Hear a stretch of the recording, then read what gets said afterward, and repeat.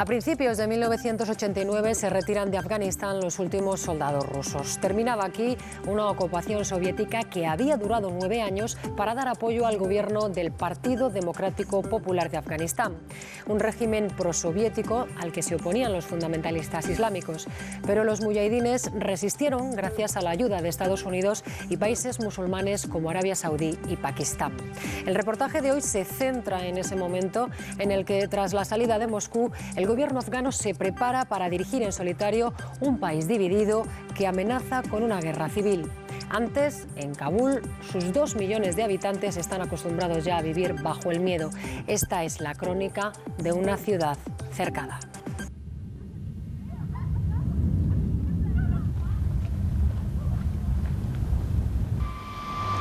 La capital de Afganistán, cercada por la guerrilla islámica, se prepara para resistir un largo asedio.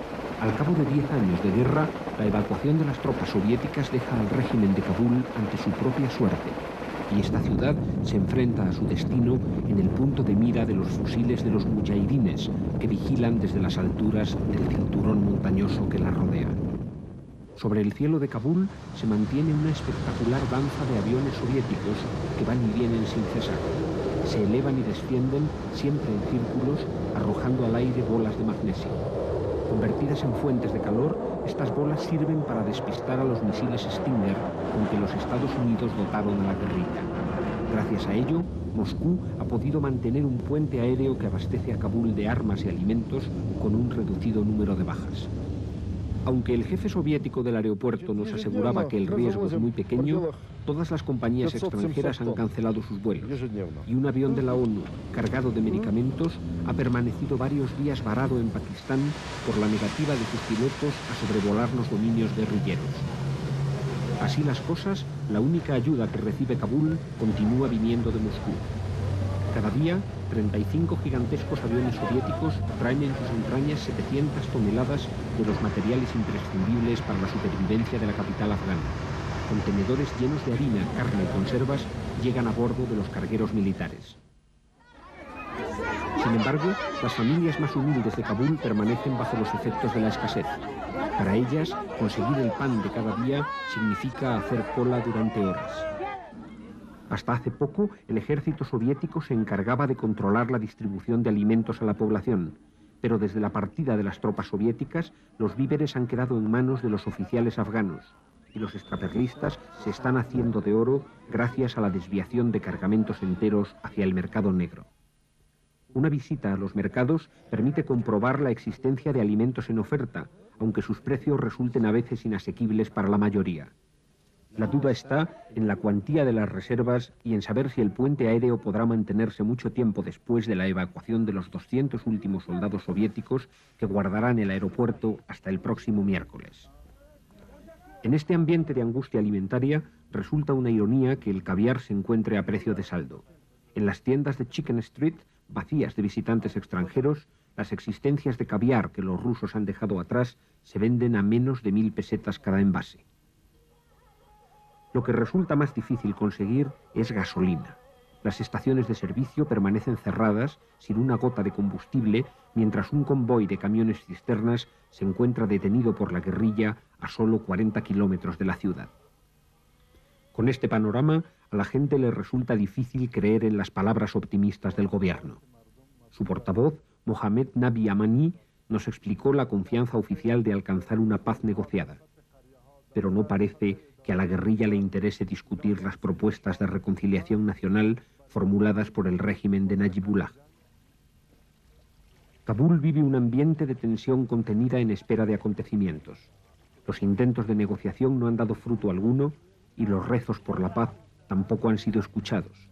¿Acaso porque la rebelión de los mujahidines tiene mucho de guerra santa en un país de arraigadas creencias islámicas y costumbres medievales que el régimen prosoviético no ha logrado erradicar?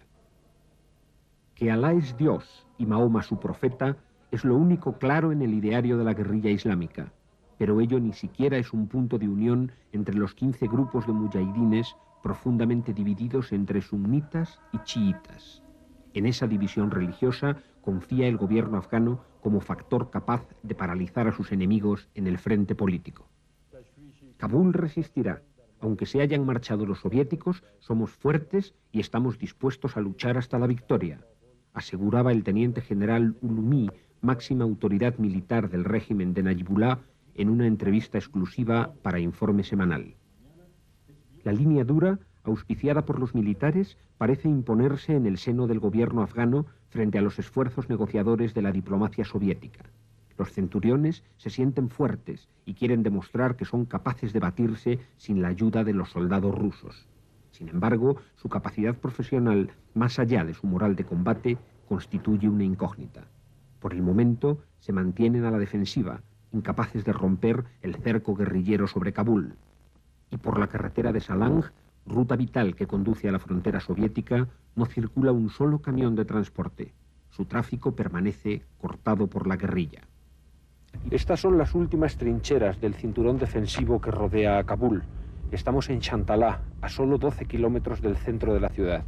Es el último punto al que se puede llegar por la carretera de Salang. Los soldados que defienden el perímetro de Kabul están tranquilos. Saben que los dirigentes enemigos han prometido no lanzarse al asalto de la capital para evitar un baño de sangre. Y confían en que su actuación continúe limitándose a escaramuzas esporádicas y al intercambio con los mujahidines de proyectiles de largo alcance como los que cada día caen en los alrededores de la ciudad. Los primeros que han demostrado no confiar en la capacidad militar del régimen de Najibullah han sido los diplomáticos. Tras declarar que Kabul se ha convertido en una ratonera, en palabras del embajador alemán, todos los países occidentales han cerrado sus delegaciones. El último en marcharse fue, el pasado lunes, el encargado de negocios austriaco. También los soviéticos han efectuado un repliegue diplomático.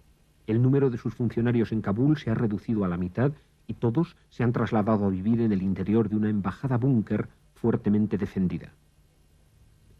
Los edificios que ocupaba el personal civil soviético en las afueras de la ciudad fueron desalojados, y para evitar que quedasen ostentosamente vacíos, el gobierno los entregó enseguida a sus propios cuadros burocráticos, una forma de recompensar a quienes permanecen fieles al régimen en momentos difíciles.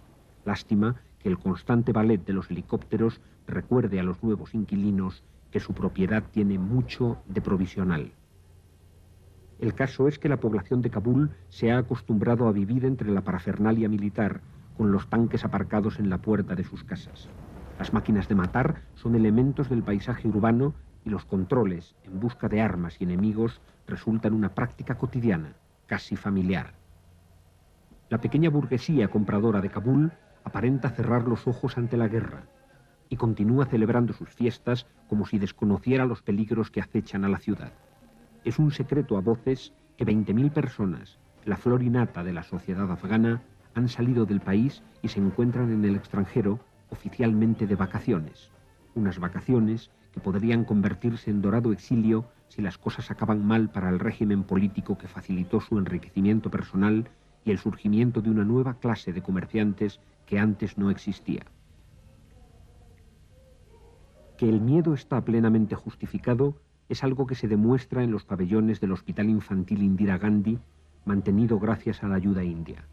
Cada día ingresa aquí un centenar de criaturas, víctimas directas e inocentes de la guerra, niños heridos por la metralla o quebrados por la desnutrición, cuya suerte se estrella contra la falta de medicamentos y la escasez de personal médico capacitado. Pero cuando más visible se hace el miedo entre las gentes es al anochecer.